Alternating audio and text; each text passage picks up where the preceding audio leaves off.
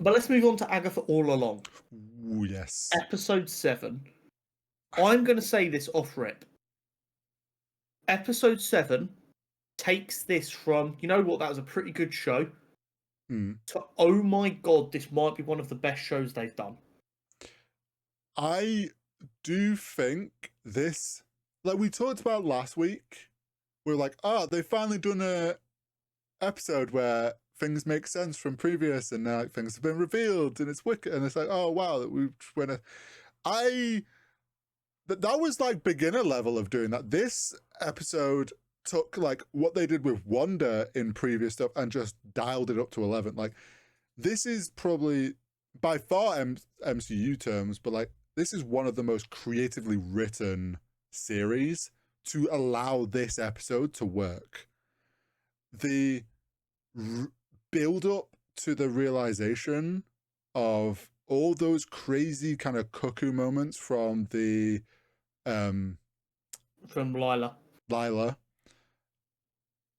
actually had a reason that wasn't just like a character trick. Like, it was actually this interweaved logical story of events that they did such a good job of showing it pieced together that it suddenly starts to click and you're like, holy shit.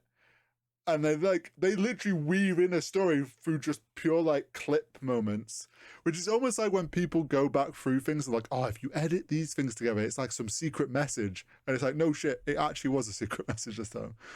I have such strong feelings about this episode.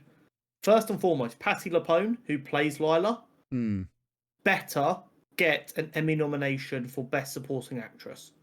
To do this as a to perform this, like, you need some acting chops behind you to do this. Phenomenal.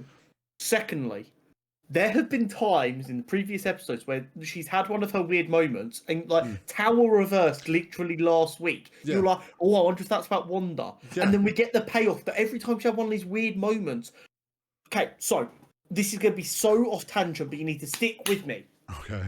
Right. So the TikTok trend at the minute is non-linear storytelling. Oh, I thought you were going to say something else, but okay. No.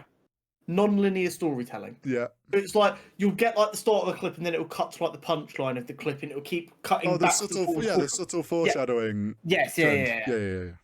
So that meme came about from Megaopolis. Oh, okay. Because that film's a non-linear storytelling experience. That's the way Francis Ford Coppola's put it forward. Okay. And it's been kind of mocked for that because it's like, well, stories are told in a straight line. This episode did non-linear storytelling phenomenally. Because even though it feels linear because we're following Lila, it's still not linear because she finds stuff out from someone else before she finds it out, even though she told them. It's brilliant. I don't know. If this episode was from a show from the 80s, we'd be sat here right now going, how many drugs were they taking to come up with this? It's genius. No, yeah, it's the slow build-up as well. Like, it's at first, you're like, oh, she's kind of having like weird flashbacks and forgetting stuff that she's already said. Because it's like, they're now showing it from her perspective.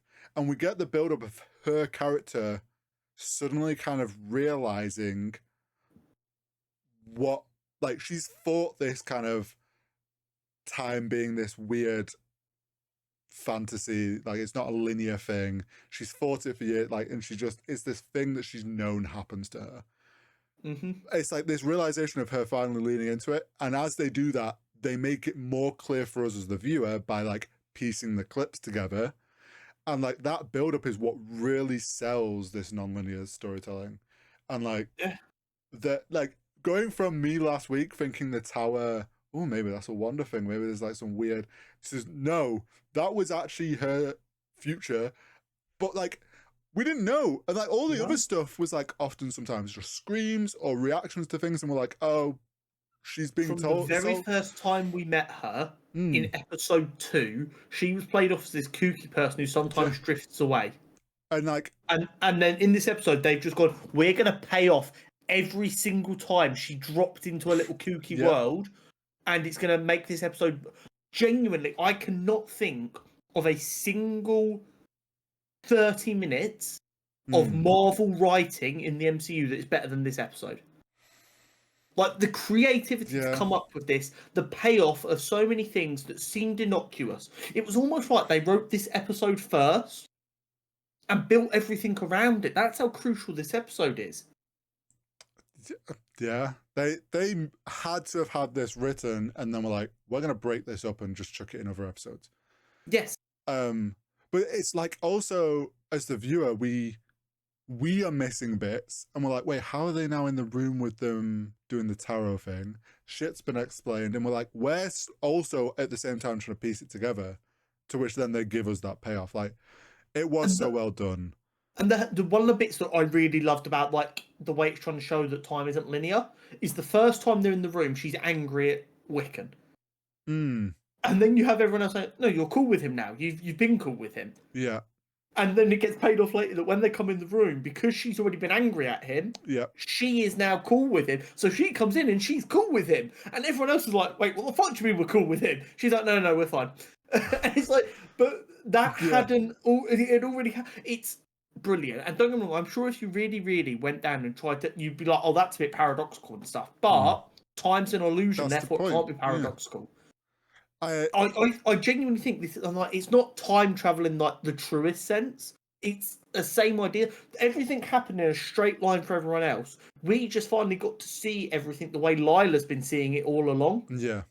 Which and is it like was in gorgeous. spirals and loops and what. Going back to such a throwaway line where we didn't even think she'd lost it in the third episode where she goes, I love you guys. Yes. And that being a part of her jumping around as well. Brilliant. Yeah. And then it ends with the single best fucking payoff of her getting to go back to her family and be a child again. Because this is really funny, and this going back to if you're watching the full episode, as we were talking about in Vox Machina, pattern recognition, I realised a little bit before the end, I was like, she's not going to die like they're making us think she is. She said she had all these gaps when she was a child. She's going to go back and get to live through them gaps.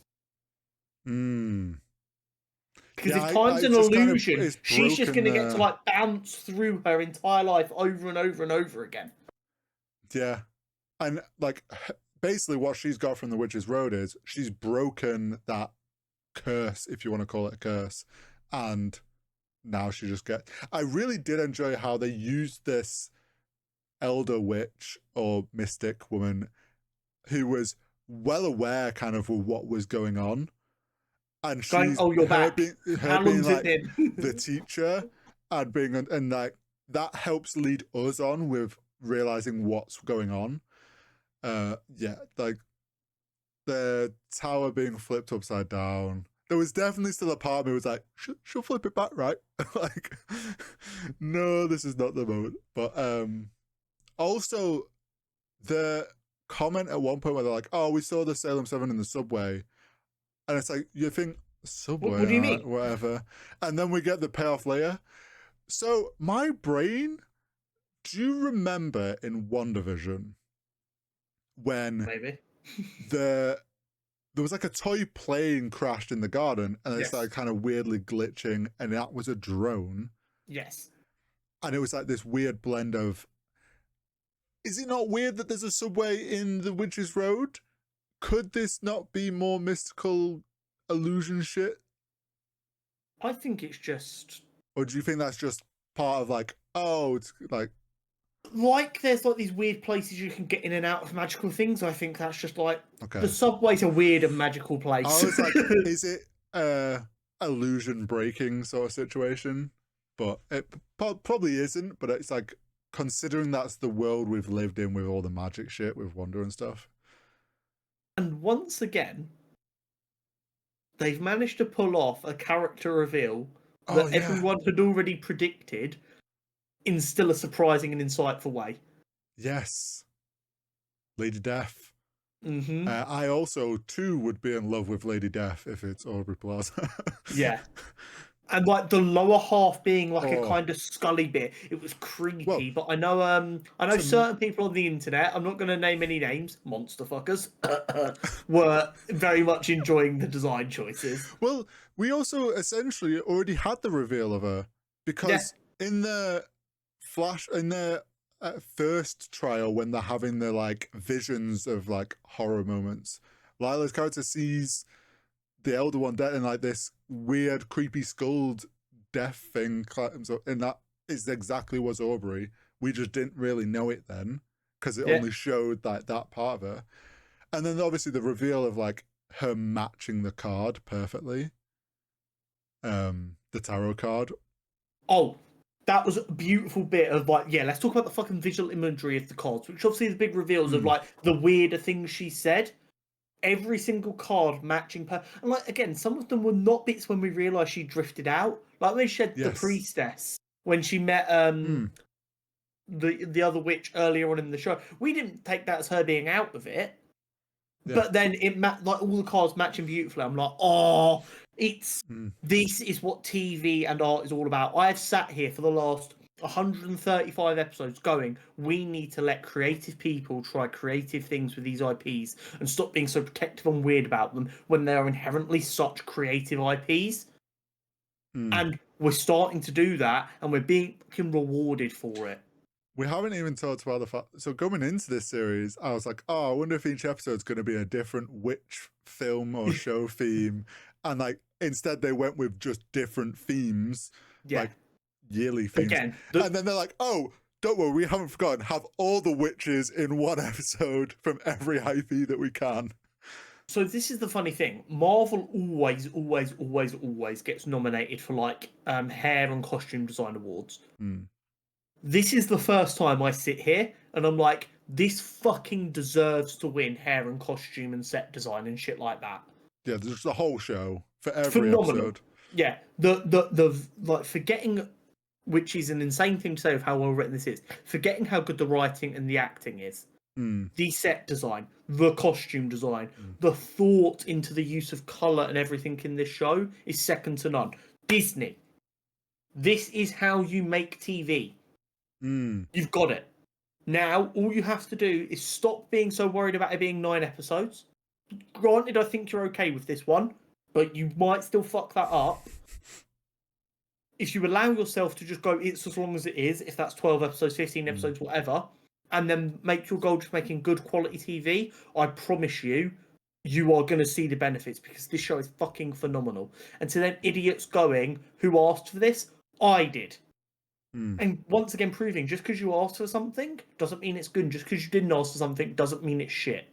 Do you want to know also this proves the point of what we've always said is practical first with digital to help elevate that. Touch it up. Always works better than leaning on digital more. Like this, the fact we talked about like the Witch's Road was like all these sets are practical, like the outfits, the makeup, obviously all practical. Like sells this so much better than if this was just done on the volume or like on the green screen. And they did all like the VFX on their faces and stuff. But like, it's like you say, they're getting back to a place where it feels like they're going in the right direction with TV. It's so crazy because right now in the art world, I see us healing in a lot of ways. More people are like, yeah, support artists, watch artists do their thing, support writers, support animators, support actors. Look at some of the really cool stuff we can make. And then on the flip side, it feels like art has never been less respected as we see AI getting pushed forward and more people just accepting AI as a new way of life and not caring about these strikes or anything. And I just find myself going, I see so much good in like the reception towards art. And then on the flip side, I'm like, but there is so much scary stuff right now. Like, I want to just be able to sit here and pump my fist that we've got great TV right now. But I'm also looking at what like the dark art shit going on. I'm like, oh, but we need to be over there making some fucking noise going, no, pay your artists. This is why. This show is literally why writers will never be replaced by AI. AI could not write this episode because it would get so confused in itself trying to keep track of this story. Yeah. Trying to do all the It broken physically story couldn't. and stuff, like, it would send itself into a loop where it would then Yes. jumble itself. You could give AI this script and ask it to explain the episode to you, and it would get lost because of like the contradictions, which aren't real contradictions if you have patience. AI doesn't have patience. Yeah. This episode is literally, I might put it on a pedestal as the reason we don't need AI, because you had actual artists making physical sets. You had actual actors delivering some of the best acting we've seen on a streaming show in fucking ages. And you had a script that AI couldn't fucking conceive of, let alone write as well as it was written. This show is the shining example that I can think of right now of why AI is fucking pointless in the arts world. Because my god, it's so good. I didn't think like me and you said coming into this show, we don't know what to expect. Hopefully it'll be okay. Hopefully it'll be a bit of fun. And I'm literally coming out at the end of this very ready, if they stick the landing, to go, this is the best TV show Disney Plus have made. Yeah, and if anything, like, we came into this, like you say, maybe this will be good. We'll see how it goes. It looks somewhat potentially be interesting. Was not expected to be blown away like this. No. And if this does mark a turning point in how Disney Plus is approaching TV shows on the writing side, practical sets and whatnot, it gives me so much hope for Daredevil. Yes. Knowing that they got in some of the Netflix writers from the original show, restarted from scratch, and I have so much hope for that show to be as good as this has felt. Yes, absolutely. I couldn't agree more. Wow. This episode's amazing. We got a double bill to finish off the show next week. Oh, it's double bill next week. It's a double bill to finish off the show. Hopefully they stick the landing. Oh, next week's going to be stacked with what's looking at this. Yeah, because after how good this episode's been, I'm going to be crushed if they fluff the landing here. All I can say is, like, the only thing I can perceive them messing up is maybe it kind of doesn't, too many stories are left a bit open-ended. Like, they finished them, like, they wrap the main ones, but then they leave some things where we're like, yeah, but what about that thing? That's my only worry. The big thing is to make sure you close everything that's only going to be addressed in this show. Yes, like if the other witch, whose name I'm fucking forgetting, the priestess, if her arc isn't finished, it's not going to get addressed again. No. So that would be like, okay, but what happened? What's the point? Whatever happens with Billy can be left a little bit open-ended, because he's definitely going to be a big part of the MCU going forward. Yeah, same with Agatha in a way, because it's like Wanda, she can be left in the same way that Wanda has. The way it's like, exactly. I loved in the episode where he's like, so is my mum dead? And she's like, yes. No, maybe. Like, the long pause to then be like, everyone's like, oh, well, they've confirmed it. Oh, wait, no. She's not.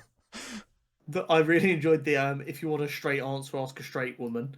Yeah, that was really also funny. Such a great line. Because you just know the worst kind of people got really angry at that joke. Oh, last thing, when they went into the castle and got their outfit reveal, and she's like, oh, well, they wrote this character off of me. And then Billy's like, well, if you've got the cheekbones. Really, really good.